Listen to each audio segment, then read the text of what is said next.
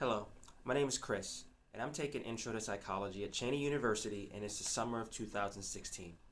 I'm actually been assigned Reading Assignment 1, and I want to give you a little bit of overview about the content that was included in it. First, I want to sit back and say what Reading Assignment was about. Reading Assignment 1 was pretty much about an introduction to psychology.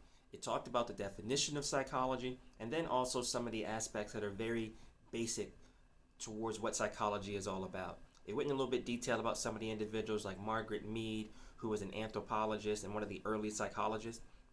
But one of the most important things that it went into was the definition of psychology. Now, most of you probably think you know what psychology is, but psychology defined in this course is the scientific investigation of mental processes and behavior. And it goes into great detail about what mental processes is. It's talking about how your brain reacts to things that we weren't even aware of. And of course, behavior, by the definition from what I got from the textbook, is anything that an individual does, which makes sense because we're psychology and anything that people do kind of fits and understands with psychology. The most important definition, what I went over before, the definition of psychology, you definitely want to know that. And you want to talk about how other concepts relate to psychology. Of course, we go into cross-cultural psychology, which is about Margaret Mead. We also talk about kind of the boundaries and borders of psychology. So about how biology and culture really do influence how we interpret psychology. If we were doing this video, or I was doing this video from a different culture, what I'd say and what we learn in this course would be very different. Because again, America has a very unique, materialistic, and then also a individual type of culture. We actually have a family unit in which the mother and the father get married and they only live with their children, whereas other cultures sit back and have their parents and of both sides of the family live in the home with them. So again, that type of cultural thing really makes it so that we define and look at psychology in a different way. Some other concepts that are relevant to the definition, we talked about the different types of controversies. There's the mind-body controversy, which is core to psychology. We also talked about the free will versus determinism in this, which is also extremely important to this. And then we also talk about the nature and the nurture controversy, which are concepts that are really relevant to psychology. And again, it helps you understand how they are and how they differ.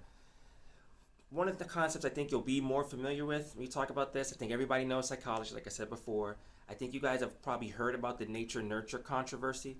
The one thing that was new for me and I never heard of was like the free will versus determinism. I never really heard of determinism before. Also, cross-cultural psychology, I had no idea what that was going to be before reading this, so that was something that was kind of new. So it might be something that might be a little bit challenging for you. Also, the concepts that I thought to be a little bit more difficult to understand were kind of what I mentioned before. We talk about free will versus determinism, and one of the things that I sit back and realize, which is kind of clear when you got to read into it, is what is free will and determinism about? And I think what's really have to understand it's about is choice. How do we make a choice? And choice can actually be from free will, or it can actually be through determined factors. And when you sit back and think about choice along the lines of free will and determinism, it really makes it a lot more easier. Whereas when I was looking at this at first, I'm like, why are they talking about free will? Why are they talking? It really boils down to choice. And when you think about human behavior and psychology, it's all about choices. And choices change the way that we live and how we perceive things. All right. Also, when you sit back and look at this, we have the video that's accompanied with this. This video was actually pretty funny. I don't know what the professor was on or talking about when he was doing it, but he had this one aspect when he's talking about Margaret Mead, and that was pretty interesting because he's talked about some story that really goes into great detail about how culture influences the way that we look at things. But then at the very end, he had this really neat Star Wars thing that helps you sit back and realize, and trust me, I think I'll be ready to talk about Margaret Mead any day, anytime, anywhere. You watch the video, you'll enjoy that. Also, I think some of the improvements I think that were needed for the video is, one, the video seemed like it was a little dry. I liked the part about the Star Wars and the Yoda and the Margaret Mead, but beyond that, it was just like a lot of background information that I was, not really interested in. I wish there were like some more examples to kind of spice things up. And then also improvements to the reading.